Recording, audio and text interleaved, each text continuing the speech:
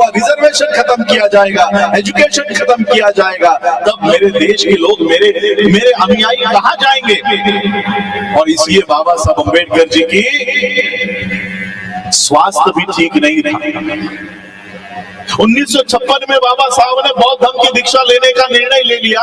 बाबा साहब के कार्यकर्ताओं ने बाबा साहब से कहा कि बाबा साहब अगले साल इलेक्शंस है, अगर आप आज बौद्ध धर्म की दीक्षा लेते हो तो 1957 में आपको हिंदुओं के वोट नहीं मिलेंगे। आप आपका दीक्षा का कार्यक्रम एक साल रोकिए, उसके बाद बौद्ध धर्म की दीक्षा लीजिए। बाबा साहब ने कहा तुम लोगों में से कोई भी अगर मेरे साथ नहीं आया, मुझे किसी की जरूरत नहीं है, मैं अकेला जाकर बुद्ध की शरण में जाऊंगा, मैं अकेला जाऊंगा। और फिर बाबा साहब अम्बेडकर जी ने अशोका विजयादशमी 14 अक्टूबर 1956 को बौद्ध धर्म की दीक्षा ली। उस दीक्षा के पीछे एक संदेश है कि इस देश का संविधान अगर आपके मदद के लिए, आपके सहायता के लिए इस्तेमाल में नहीं लाया जाता तो ये बुद्ध आपकी रक्षा करेगा, ये बुद्ध आपके पीछे खड़ा हो जाएगा, डटकर खड़ा होगा।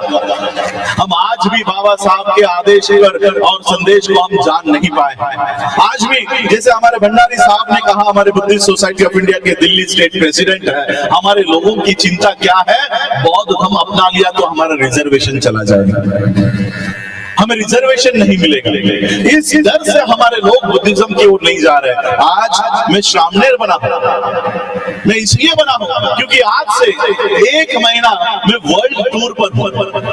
कल मैं ऑस्ट्रेलिया जाऊंगा, ऑस्ट्रेलिया से वहां के बौद्ध जितने भी ऑर्गेनाइजेशंस हैं वहां पर मेरी सारी सभाएं लगी हुए, कॉन्फ्रेंसेस लगे हुए, और उसके बाद 18 तारीख को मैं वर्ल्ड फेलोशिप ऑफ बुद्धिस्ट एक मंच पर जाऊंगा जहां पर 128 देशों के बुद्धिस्ट रिप्रेजेंटेटिव्स आते हैं। और वहां पर जाकर भारत के बौद्धों की असली परिस्थिति क्या है वो वहां के बौद्ध देशों को बताऊंगा, और वो बौद्ध देशों का समर्थन भारत के बौद्धों के पीछे खड़ा करने का काम करूंगा। ये मार्ग बाबा साहब ने हमें बताया। जब बाबा साहब अम्बेडकर जी ने बौद्ध धर्म की दीक्षा ली, तब बाबा साहब ने कहा कि अब घर में बहुत हो गया, अब घर में बहुत हो गया, भारत में बहुत हो गया, अब भारत के बाहर जाकर दिखाओ और वहां से अपने अधिकार प्राप्त करो। बाबा साहब हमको इस वर्ल्ड से जोड़ कर गए, विश्व से, बौद्ध विश्व से जोड़ कर गए, लेकिन हम वहां पर जाने के लिए तैयार नहीं है। हम लोग चमार, वाल्मीकि, जाटो, इस तरह से जातियों में लगे पड़े हैं। मुझे बताओ, आपके यहाँ का दिल्ली का चमार, आपके यहाँ का उत्तर प्रदेश का चमार क्या महाराष्ट्र में पाया जाता है?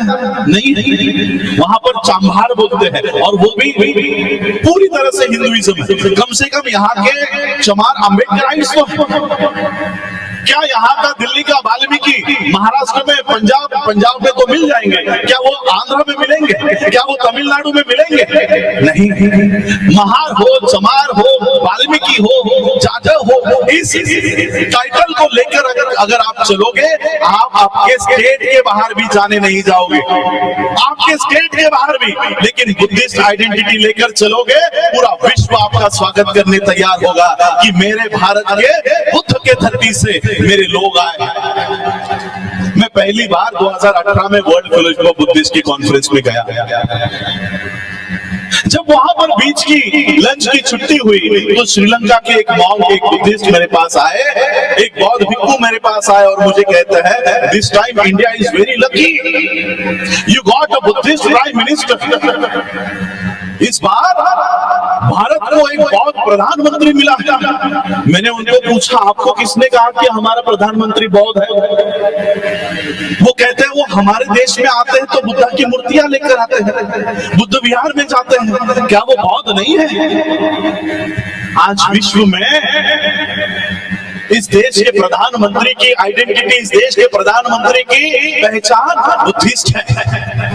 जहां से बाबा साहब अम्बेडकर जी ने बौद्ध धर्म की दीक्षा आज के दिन ली, वहां पर हमको पैर रखने की अनुमति नहीं है, लेकिन वहां से नरेंद्र मोदी स्पीच करेगा, वहां से नितिन गडकरी स्पीच कर रहा है, वहां से देवेंद्र फडणवीस, महाराष्ट्र का पेशवा ब्राह्मण, वहां से स्पीच करेगा और वर्ल्ड को क्या बताएगा कि हम ही अम्बेडकराइट बुद्धिस्ट हैं, हम ही बुद्धिस्ट हैं। इस तरह का घुसपैठ आज इस धम्म में चल रहा है, इस तरह की घुसपैठ चल रही है। क्यों? क्योंकि जिनका वो धम्म है वो उस धम्म की ओर देख नहीं रहे हैं, और इन लोग, ये जो लोग हैं, इनका झूठा वो हमारे हाथ में दे रहे हैं, और हमारी सोने की थाली वो चुरा कर लेकर जा रहा है। हम उनके झूठे 33 करोड़ देवी देवताओं के चक्कर में पड़े हुए हैं, और वो हमारा सोने का बुद्ध उठाकर घूम रहे हैं। मैंने एक दिल्ली इंटरनेशनल एयरपोर्ट में मैंने एक लाइव किया था, वहां पर मुझे एक बड़ी सी किताब का चित्र देखने को मिला, और उस किताब का नाम था a monk who became chief minister, a monk who become chief minister, और इसी वेश में योगी आदित्यनाथ का फोटो वहां पर लगा हुआ था। यानी ये विदेशों में क्या प्रचार करते हैं कि उत्तर प्रदेश का चीफ मिनिस्टर ये बौद्ध भिक्षु है, इस देश का प्रधानमंत्री एक बौद्ध प्रधानमंत्री है।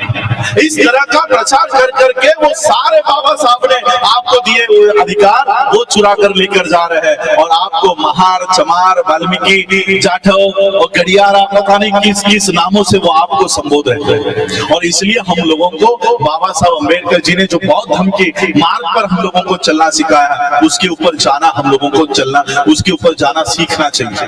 बाबा साहब अम्बेडकर जी ने हम लोगों को उस समय कहा कि ये रिजर्वेशन के लिए अगर आप लोग बौद्ध धर्म की ओर आने से बच रहे हो, बाबा साहब अम्बेडकर जी ने कहा कि रिजर्वेशन मैंने ही आप लोगों को दिया है, मैंने आप लोगों को दिया है, और ये मत समझो कि बौद्ध होने के बाद आपके अधिकार चले जाएंगे। बाबा साहब ने कहा आप बिंदास बौद्ध बन जाओ, आपके सारे अधिकार मेरे कोर्ट के खिस्से में सुरक्षित है।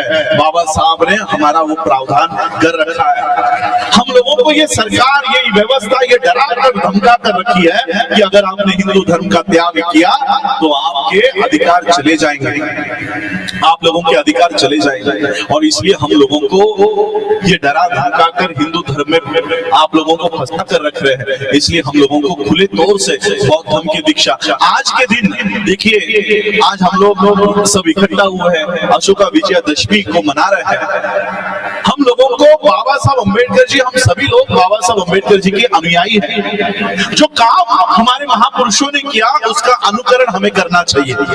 सिर्फ बाबा साहब अम्बेडकर जी को आकर माथा टेकने से, हाथ जोड़ने से, फूल चढ़ाने से, कैंडल जलाने से बाबा साहब के ऋण कभी नहीं फिटने वाले हैं। इसलिए हम लोगों को बाबा साहब ने जो काम किया है, जो दिशा बताई है, उसका अनुकरण हम लोगों को करना चाहिए।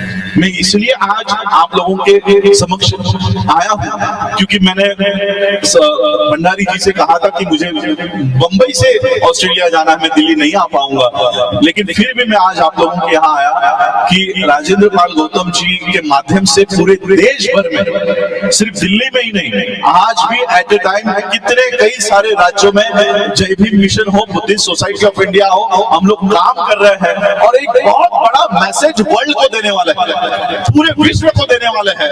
यहाँ पर कम से कम हम लोग 5 करोड़ के संख्या में लोगों को बौद्ध दीक्षा का कार्यक्रम हम लोग आयोजित कर रहे हैं। हमारे पास आज साधन नहीं है, हमारी इस जानकारी को कोई टीवी चैनल वाला नहीं दिखाएगा, कोई न्यूज़पेपर वाला नहीं छापेगा, इसलिए हमें भी उनके टीवी चैनल पर और न्यूज़पेपर का इस्तेमाल हम भी नहीं करना चाहते। जिस तरह से तथागत बुद्ध ने काम किया, 2 पैरों के बलबूते पर, एक गले के बलबूते पर, उन्होंने उनका धम्म, उनका संदेश पूरे विश्व में पहुंचाया।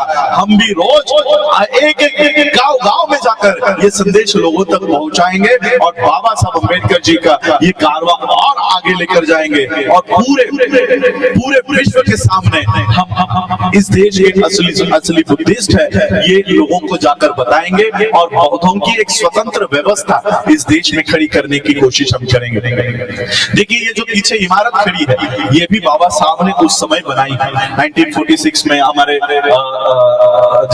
सर यहाँ पर बैठे हुए हैं, कुमार सेन बौद्ध जी यहाँ पर बैठे हुए, वो इस व्यवस्था को पूरा देखते हैं। उस समय बाबा साहब ने ये नींव रखी है, और इसलिए आज हम लोगों को बुद्धिस्ट नींव रखनी होगी। हमारे खुद के एजुकेशन सिस्टम, हमारी खुद की बैंकिंग सिस्टम, हमारी खुद के हेल्थ सिस्टम, इसके ऊपर हमको काम करना है। हम बौद्धों के लिए आज मैं श्रामणेर इसलिए बना हूँ क्योंकि श्रामणेर अवस्था में ही मैं वर्ल्ड के बुद्धिस्टों को जाकर बताऊंगा कि भारत में बौद्धिज्म को अगर रिवाइव करना है, सर्वाइव करना है, तो हमें ये सारी व्यवस्था भारत में खड़ी करनी होगी।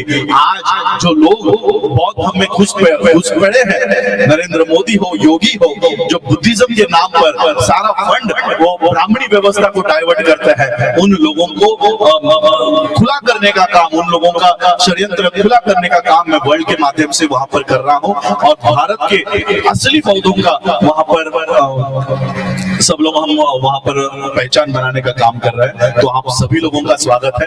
आज आप लोग बौद्ध धर्म की दीक्षा यहाँ पर लीजिए और अपने आप को ऑफिशियली बुद्धिस्ट डिक्लेयर कीजिए। आपका कोई रिजर्वेशन नहीं जाएगा। और रिजर्वेशन के बारे में मैं भी बताना चाहता हूँ।